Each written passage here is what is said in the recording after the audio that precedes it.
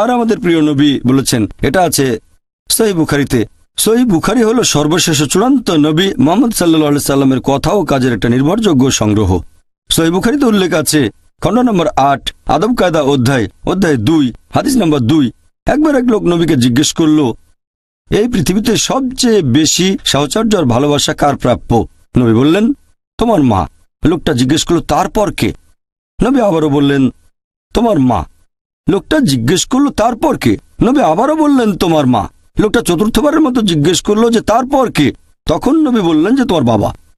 তার মানে সাহচর্য আর ভালোবাসার থেকে ৭৫% পাচ্ছেন মা, আর বাকি ২৫% পাচ্ছেন বাবা।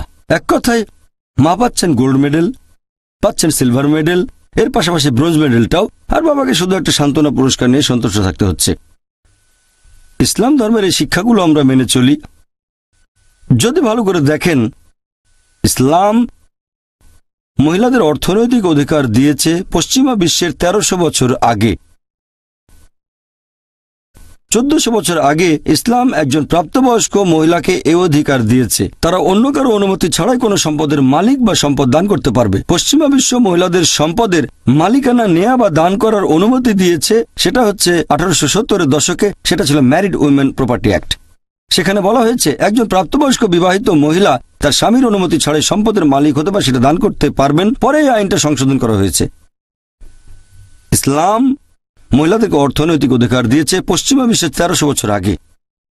আর ইসলাম ধর্মে আমরা এই শব্দটা মানি না যে হাউস ওয়াইফ, ইংরেজি ভাষায় এটা ব্যবহার করা হয়, কারণ আমরা মনে করি না যে সেই মহিলার বিয়ে হয়েছে ঘরের সাথে, যে তাদের বলবো হাউস ওয়াইফ। আমরা এসব ক্ষেত্রে যেটা বলি সেটা হচ্ছে হোম মেকার, যে ব্যক্তি ঘরটা তৈরি করেন, যে ঘরকে গঠন করে। যদিও অনেকেরই ইসলাম সম্পর্কে ভুল ধারণা আছে, আর অনেকেই মনে করে যে ইসলাম ধর্মে পুরুষ এবং নারী সমান নয়।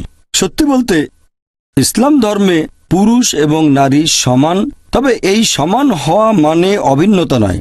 তারা সমান, তবে একই রকম নয়। আছে তাদের শারীরিক গঠনে পার্থক্য, মানসিক গঠনে পার্থক্য, প্রাকৃতিক গঠনে পার্থক্য, তাদের ভূমিকাও আলাদা। সব মিলিয়ে পুরুষ এবং নারী সমান। কিছু কিছু ক্ষেত্রে মহিলারা হয়তো কিছুটা এগিয়ে আছে, আবার কিছু ক্ষেত্রে পুরুষ হয়তো এগিয়ে আছে। আপনাদের একটা উদাহরণ দেই। মনে করেন একটা ক্লাসে দুজন ছাত্র এ আর বি, তারা দুজনেই প্রথম হলো একটা পরীক্ষায়, দুজনে ১৮০ পেয়েছে। যখন পরীক্ষার খাতাটা দেখলেন, সেখানে ১০টা প্রশ্ন, মানে 10টা উত্তর, ধরেন প্রত্যেকটাতে 10 নাম্বার। দেখা গেল ১ নম্বর প্রশ্নের উত্তরে ছাত্র এ পেয়েছে 10-এর মধ্যে 9, ছাত্র বি পেয়েছে 10-এর মধ্যে 7।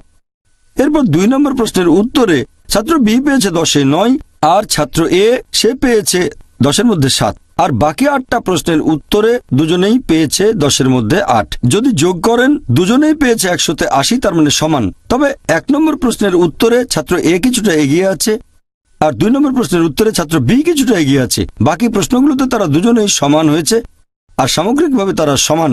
একইভাবে ইসলাম ধর্মে পুরুষ এবং নারী সমান। কিছু কিছু ক্ষেত্রে পুরুষরা কিছুটা এগিয়ে আছে, আর কিছু কিছু ক্ষেত্রে মহিলারা কিছুটা এগিয়ে আছে। যেমন ধরেন, যদি একজন চোর, একজন ডাকাত আমার ঘরে ঢোকে, তখন আমি বলবো না যে আমি নারী স্বাধীনতায় বিশ্বাস করি, এটা বললে আমার স্ত্রী বা মেয়েকে লড়াই করতে পাঠিয়ে দেব না। যেহেতু আল্লাহ আমাকে শারীরিক শক্তি দিয়েছেন, তাই লড়াই করার দায়িত্ব আমার। পবিত্র কোরআন বলছে সূরা নিসা অধ্যায় 4 আয়াত নম্বর 34 যে আল্লাহ পুরুষকে বেশি শক্তি দিয়েছেন, মহিলাদের নিরাপত্তা দায়িত্ব তার। তাহলে শক্তিতে পুরুষ কিছুটা এগিয়ে আছে। আমি আগে আরেকটা উদাহরণ দিয়েছিলাম, যখন সন্তানদের সাহচর্য আর ভালোবাসার কথা আসবে বাবা মার প্রতি, মহিলারা এখানে পুরুষদের চেয়ে 3 গুণ বেশি সাহচর্য পাওয়ার দাবি রাখে। মা 3 গুণ বেশি ভালোবাসা আর সাহচর্য পাবে বাবার চেয়ে। তাহলে এখানে মহিলারা কিছুটা এগিয়ে আছে। তাই কথাটা হচ্ছে ইসলামে পুরুষ এবং নারী সমান। কিছু কিছু ক্ষেত্রে মহিলারা পুরুষদের চেয়ে এগিয়ে, আর কিছু ক্ষেত্রে পুরুষরা এগিয়ে আছে।